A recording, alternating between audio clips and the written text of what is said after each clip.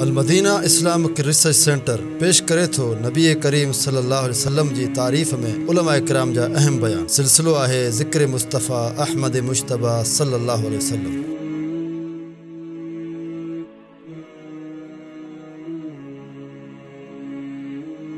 अल्हम्दुलिल्लाहि रब्बिल आलमीन वस्सलातु वस्सलामु अला अशरफिल अंबिया वल मुरसलीन नबीना व सय्यिदिना व हबीबिना मुहम्मद व अला आलिहि व अस्हाबिहि वसल्लम तस्लीमा मज़ीदा।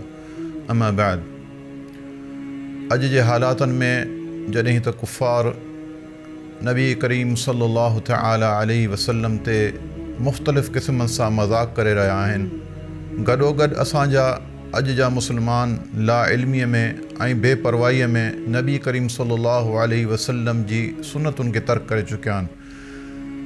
सिर्फ़ु सुन्नतुनि खे तर्क न करे चुकिया आहिनि, बल्कि उहे बिदआत ऐं उहे ख़ुराफ़ात इख़्तियार करे चुकिया आहिनि जिन जो नबी करीम सल्लल्लाहु अलैहि वसल्लम कॾहिं बि ज़िक्र न कयो, न सहाबा किराम रिज़वानुल्लाहि तआला अलैहिम अजमईन उन्हनि ते कॾहिं अमल कयो। उहे शयूं अॼु असांखे नज़र अचनि थियूं जिन जो सुन्नत में को ज़िक्र न आहे, पर पोइ बि असांजा मुस्लमान सुन्नतुनि ते अमल नथा कनि, गॾोगॾु इन्हनि ख़ुराफ़ात ते, इन बिदआतुनि ते तमामु तेज़ीअ सां ऐं ख़ुशीअ सां अमल करण लाइ तयारु वेठा आहिनि। अॼु जे हिन दौर में नबी करीम सल्लल्लाहु अलैहि वसल्लम जी ताज़ीम ऐं नबी करीम सल्लल्लाहु अलैहि वसल्लम जी तौक़ीर असां ते फ़र्ज़ु आहे।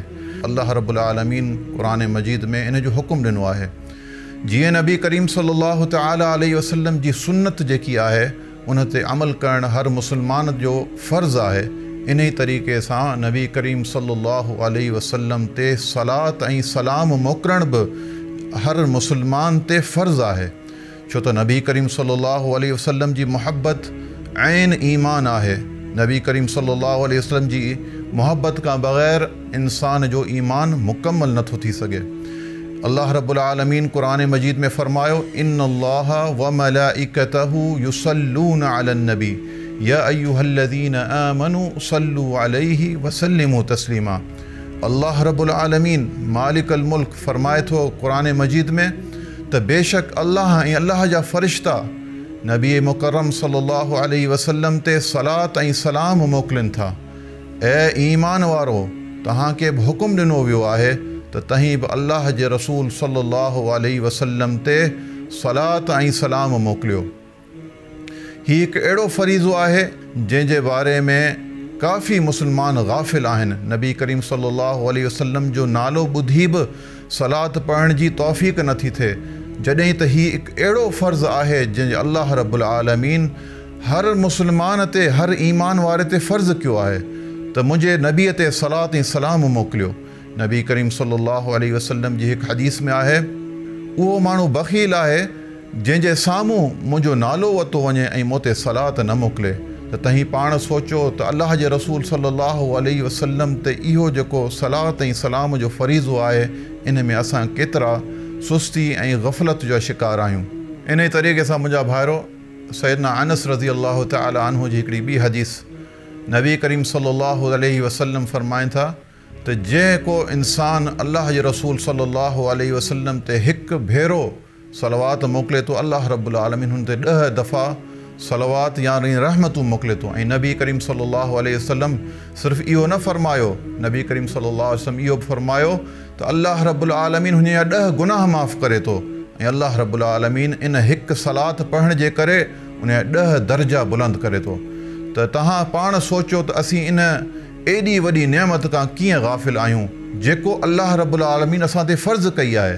हिकु आख़िरी हदीस जेके आउं अव्हां जे साम्हूं ज़िक्र करणु चाहियां थो, नबी करीम सल्लल्लाहु अलैहि वसल्लम खे उबई इब्न काब चवणु लॻा त अल्लाह जे रसूल सल्लल्लाहु अलैहि वसल्लम, आउं तव्हां ते कसरत सां सलवात पढ़ण वारो आहियां, ऐं केतिरो वक़्तु अव्हां ते सलवात पढ़ंदो रहां। त नबी करीम सल्लल्लाहु अलैहि वसल्लम फ़रमाइणु लॻा, ऐं उन्हनि जी ज़ात ते क़ुर्बान वञा, चवणु लॻा त जेतिरो तुंहिंजो दिलि चए तूं पढ़ंदो रह। नबी करीम सल्लल्लाहु अलैहि वसल्लम पाबंद न कयो कंहिं ख़ासि मिक़दार ते, पर उबई इब्न काब छो त हरीस हुआ, पुछणु लॻा अल्लाह जे रसूल सल्लल्लाहु अलैहि वसल्लम, छा आउं चोथों हिसो पंहिंजी दुआउनि जो अव्हां जी सलवात ते वक़्फ़ करे छॾियां, सर्फ़ करे छॾियां, छा इहो मुंहिंजे लाइ काफ़ी आहे? फ़रमाइणु लॻा, जेतिरो चाहीं पर जे वधाई त उहो तुंहिंजे लाइ ख़ैरु आहे। पोइ पाण फ़रमाइणु लॻा त अल्लाह जे रसूल सल्लल्लाहु अलैहि वसल्लम छा आऊं पंहिंजी दुआउनि जो अधु हिसो जेको आहे तव्हां ते सलवात मोकिलींदो रहां, छा मुंहिंजे लाइ इहो काफ़ी आहे?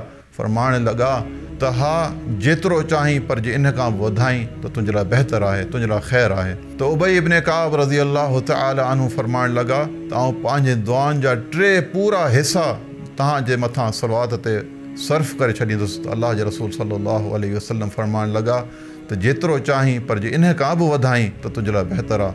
त उबई इब्न काब रज़ी अल्लाह तआला अन्हु फरमाइण लॻा अल्लाह जे रसूल सल्लल्लाहु अलैहि वसल्लम अॼु खां पोइ मुंहिंजी तमामु जेकी दुआ आहे अव्हां जे मथां सलवात ते सर्फ़ कई वेंदी।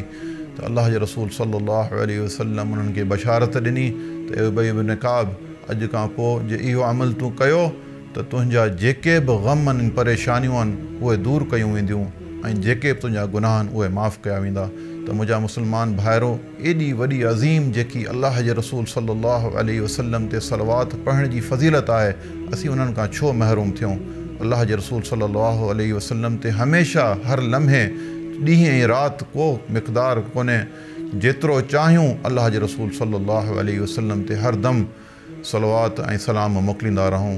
व आख़िरु दअवाना अनिल हम्दुलिल्लाहि रब्बिल आलमीन।